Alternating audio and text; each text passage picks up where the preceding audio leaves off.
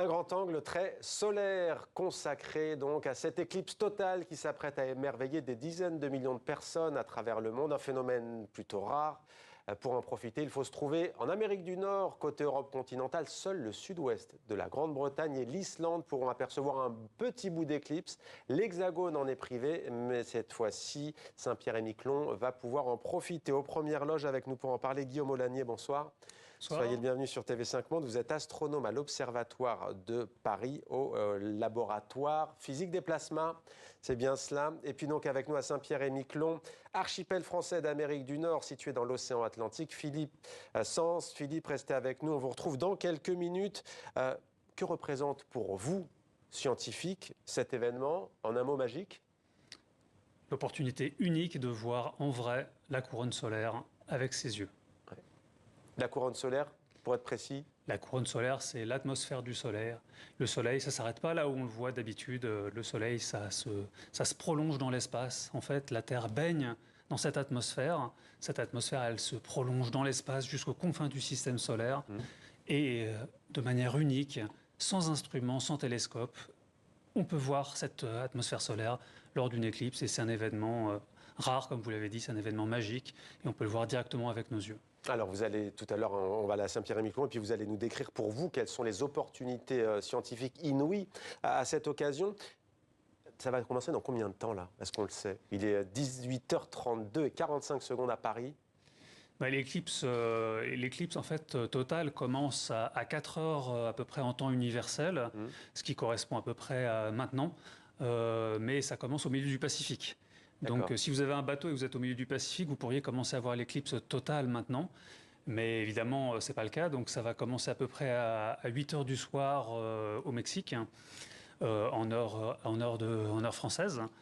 Et à partir de là, on pourra commencer à voir depuis la Terre, depuis le sol, la totalité de l'éclipse, c'est-à-dire avoir cette couronne sur le chemin de la totalité qui va parcourir le Mexique, les États-Unis, le Canada, et après qui va partir au-dessus de la mer. Trajectoire, la voilà.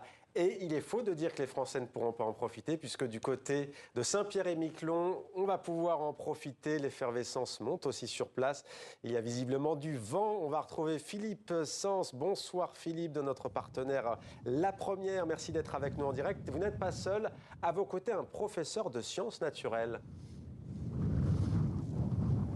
Oui, et je vais vous expliquer pourquoi un professeur de sciences et vie de la Terre est mobilisé pour cette éclipse. Ici, ça va être à 98%, aux alentours de 17h43 minutes et 50 secondes. C'est un tout petit peu moins cet obscurcissement de l'atmosphère avec nos voisins canadiens. À 100 km d'ici à Terre-Neuve, ils vont être à 100%, c'est-à-dire qu'il y aura l'obscurité totale. Et ici, en 1999, il y avait eu des lunettes qui avaient été commandées pour observer l'éclipse solaire, car on ne doit pas regarder cette éclipse solaire n'importe comment. Il faut quand même des précautions. À mes côtés, Emmanuel Lemallier, professeur donc de sciences et vie de la Terre. Effectivement, on ne peut pas regarder n'importe comment.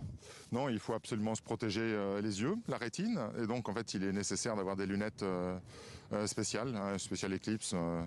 Et malheureusement, aucune paire de lunettes disponible sur l'archipel. Voilà, vous l'avez entendu, contrairement en 1999 où il y avait eu des commandes et des ventes, ici c'est la course au système D depuis 3 jours. Alors on s'organise, certains ont recours à des masques de soudeur, mais là aussi il faut quand même un certain degré d'opacité. Oui, mais c'est même pas recommandé du tout. En plus, là, l'éclipse n'est pas totale, donc au moment de l'obscurcissement, il restera quand même des rayons solaires à parvenir jusqu'à notre rétine. Donc nous, on a choisi une autre option de protection. En fait, c'est ce qu'on a préconisé aux élèves, en tout cas, du lycée. Une boîte à éclipse, expliquez-nous comment ça fonctionne et qu'est-ce que c'est? En fait, c'est une façon indirecte de regarder l'éclipse. Il s'agit de construire une petite boîte, une chambre noire, une mini-salle de cinéma, comme on leur dit, dans laquelle les rayons du soleil vont pénétrer et on verra le soleil sur un écran au fond de la boîte. Voilà, alors contrairement à nos amis américains, on l'entendait tout à l'heure sur l'antenne de TV5 Monde, qui vont s'organiser en regroupement pour voir cette éclipse, ici, on a du mal déjà à trouver comment l'observer. Donc on va peut-être se réunir dans certains endroits avec ces boîtes à éclipse ou autres. La prochaine, normalement, éclipse, il y a 2 dates, mais en tout cas, c'est dans longtemps. Oui, c'est dans longtemps, 82 ans. Donc pour une partie d'entre nous, évidemment, il faudra aller voir l'éclipse ailleurs qu'à Saint-Pierre, pour la prochaine en tout cas. Voilà, sachez qu'ici en tout cas, il y a la préfecture de Saint-Pierre-et-Miquelon qui a publié une recommandation. Ne laissez pas, ne regardez pas l'éclipse solaire sans protection. Mais comme il n'y a pas beaucoup de protection, il y a certains parents qui s'organisent pour récupérer leurs enfants un petit peu plus tôt dans les écoles pour justement qu'ils ne fassent pas n'importe quoi dans la cour ou à la sortie. Voilà, prudence. Merci beaucoup Philippe Sens en direct de Saint-Pierre-et-Miquelon et merci également à votre invité, professeur de sciences de la vie et de la Terre. C'est plutôt pas mal comme méthode, la petite salle de cinéma. Ah oui, c'est une excellente méthode pour observer le soleil lors d'une éclipse partielle ou même observer le soleil en général. C'est de prendre une feuille de papier, de faire un trou et de projeter le soleil sur une autre feuille de papier derrière. Le professeur de sciences de SVT a tout à fait raison. Il ne faut jamais regarder le soleil, même en éclipse partielle, droit dans les yeux. Ça brûle la rétine. Donc le seul moment où on peut regarder le soleil, c'est lors d'une éclipse totale, lorsqu'il y a la totalité. Sinon, ne jamais le faire, ça brûle irrémédiablement les yeux. Donc il faut toujours utiliser une protection ou un dispositif indirect. Il faut le rappeler. On voit en tout cas l'engouement, hein, plus de lunettes ici et là. Notre correspondante Elisabeth Guedel nous disait qu'elle avait eu du mal à en trouver. Elle les a trouvées juste avant de faire son direct. Alors, il y a une chose qui enthousiasme particulièrement les scientifiques que vous êtes, c'est que le Soleil, il est proche de son pic d'activité qui revient tous les 11 ans. Expliquez-nous. Ah oui, le Soleil est une étoile très active. En fait, on ne s'en rend pas compte, nous, dans notre vie de tous les jours. Le Soleil, il a l'air immuable, il a l'air un disque doré qui ne bouge pas. Mais tous les 11 ans, le Soleil se couvre de taches sombres qu'on ne voit pas à l'œil nu. Et ces taches sombres sont le siège de champs magnétiques intenses, hein, les mêmes que les aimants qui collent au frigo. Et ces champs magnétiques font des phénomènes actifs qui bougent tout le temps. Ces phénomènes actifs se déploient dans la couronne et font des grands jets. Les mêmes jets que les enfants dessinent sur les feuilles de papier quand ils sont petits. Vous savez, les enfants, on leur apprend à surtout ne dessine pas des soleils avec des traits comme ça, parce que le Soleil n'est pas fait comme ça. En fait, les enfants ont raison. Le Soleil est réellement fait comme ça. Il y a des jets qui partent dans tous les sens. On voit vos images. Oui, c'est le vent solaire. Là, c'est des images de Solar Orbiter, qui est une sonde de l'Agence spatiale européenne. Ça, c'est des images qui viennent des collègues de l'Institut d'astrophysique spatiale à Orsay, dans l'Essonne. C'est des images traitées en extrême ultraviolet, prises par cette sonde européenne. Donc ces jets de matière qu'on appelle le vent solaire soufflent en permanence et sont structurés par ce champ magnétique. Et lorsqu'on regarde plus bas, proche de la surface, en fait, ces taches solaires produisent des éruptions solaires qui sont des phénomènes les plus énergétiques que tout le système solaire produit. Et ces éruptions solaires vont ensuite se propager dans le vent solaire et vont éventuellement, parfois, entrer en collision avec toutes les planètes, parfois même avec la Terre, et vont créer des phénomènes électromagnétiques dans l'espace. Et vont donc créer des embriancements. Les plus connus sont les aurores. Les aurores polaires sont le résultat direct de l'interaction des éruptions solaires. Les aurores boréales. Oui, les aurores. On parle des aurores boréales dans l'hémisphère nord et les aurores australes dans l'hémisphère sud. Donc c'est pour ça qu'on parle des aurores polaires. Nous, on connaît les aurores boréales, bien sûr, mais les gens qui habitent, par exemple, en Afrique du Sud parlent d'aurores australes. Et voici, par exemple. Donc, on en a vu au-dessus du volcan islandais récemment, d'ailleurs. Bien sûr, il y en a. J'ai eu la chance d'en voir aux îles Svalbard, qui sont des îles norvégiennes dans l'hémisphère nord. Donc tout ça, c'est produit directement par les éruptions solaires et qui viennent elles-mêmes de cette activité. Lorsque le Soleil est très actif, il produit beaucoup d'éruptions solaires qui vont produire des aurores. Alors ça, c'est le côté sympa. Le côté moins sympa, c'est que ça produit aussi des perturbations sur les satellites. Et les satellites, lorsqu'ils sont perturbés, ils fonctionnent moins bien. Et s'ils fonctionnent moins bien, toutes nos activités qui en dépendent sont aussi affectées. C'est déjà arrivé ? C'est déjà arrivé, bien sûr, et donc ça crée des perturbations de communication qui peuvent gêner les avions, par exemple, lorsque les avions décollent ou atterrissent aux instruments. On a aussi des perturbations des hautes couches de l'atmosphère solaire qui aussi peuvent avoir des impacts avec les communications sur les satellites. Donc là aussi, ça cause des problèmes sur toutes les opérations qui dépendent de satellites. Donc en fait, l'éclipse elle-même n'est que la pointe de cet iceberg qui est la visibilité de toute cette activité solaire qui, au-delà de la belle physique, qui nous intéresse en tant que chercheurs, en fait, a des impacts sur l'environnement spatial et notre activité technologique. Et sur les êtres humains et sur les animaux, c'est vrai qu'on entend beaucoup de choses au sujet de ces éclipses polaires totales. On entend dire, par exemple, que les girafes se mettent à galoper. Est-ce que ça va être le cas dans quelques minutes, que les oiseaux s'arrêtent de voler ?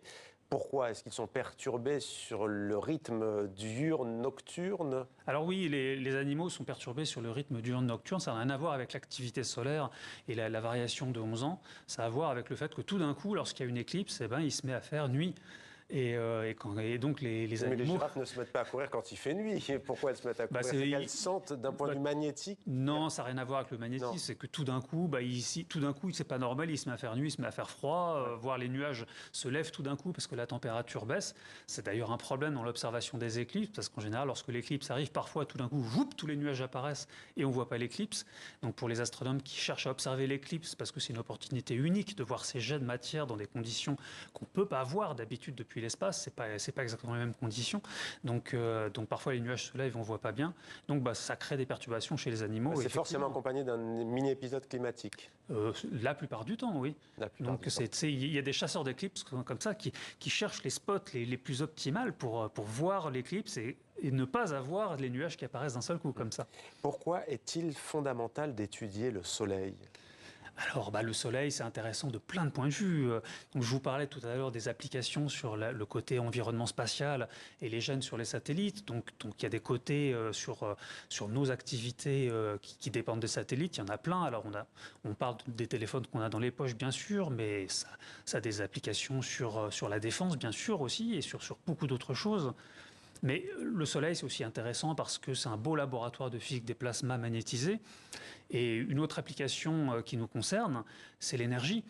Un des grands projets de production d'énergie propre aujourd'hui, c'est la fusion contrôlée. Et la fusion contrôlée, une des options que les ingénieurs étudient, c'est de confiner des plasmas par des champs magnétiques. Et ça, c'est exactement ce qui se passe dans la couronne solaire. Donc étudier le Soleil, c'est aussi mieux comprendre les processus physiques qu'on peut essayer de contrôler dans ces machines-là. Donc il y a plein de raisons d'étudier le Soleil, pour la beauté de la physique, pour l'énergie, pour les perturbations de l'environnement spatial. Donc en fait, dans tous les cas, il y a plein de raisons. Et ce soir, qu'est-ce qui peut être une découverte importante? Est-ce qu'on peut se dire ce soir, les scientifiques vont découvrir quelque chose de novateur, de différent avec cette éclipse totale? Alors, une éclipse en elle-même ne va pas amener une découverte fondamentale. C'est pas comme ça que ça marche. Mais qu'est-ce qu'on va scruter? Ce qu'on va scruter, typiquement, ça va être, par exemple, ça va être la géométrie de ces jets de matière qui constituent le vent solaire. Et on va chercher, par exemple, à affiner les prédictions des modèles qui cherchent à comprendre la manière dont se structure la couronne solaire.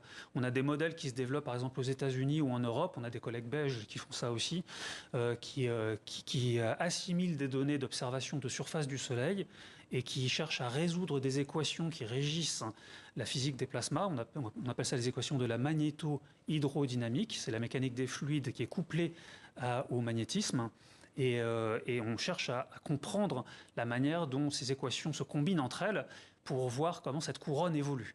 Et les éclipses vont être un outil formidable de test de ces calculs qu'on fait sur des supercalculateurs, sur des superordinateurs. Les éclipses vont donner des détails d'observation qu'on n'a pas avec les instruments spatiaux. Les instruments spatiaux sont formidables parce qu'une fois qu'on les a lancés, ils sont là tout le temps. Donc on a une continuité d'observation, mais il n'y a pas la finesse qu'on va voir lors d'une éclipse qui dure 4 minutes. Une éclipse qui dure 4 minutes. Donc c'est 4 minutes, mais avec une précision inégalée.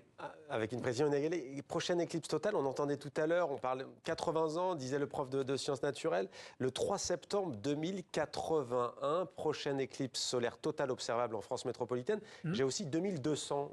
Mais ça dépend où on regarde. En fait, des éclipses totales, il y en a quasiment tous les 6 mois. Mais ça dépend où on regarde sur la Terre.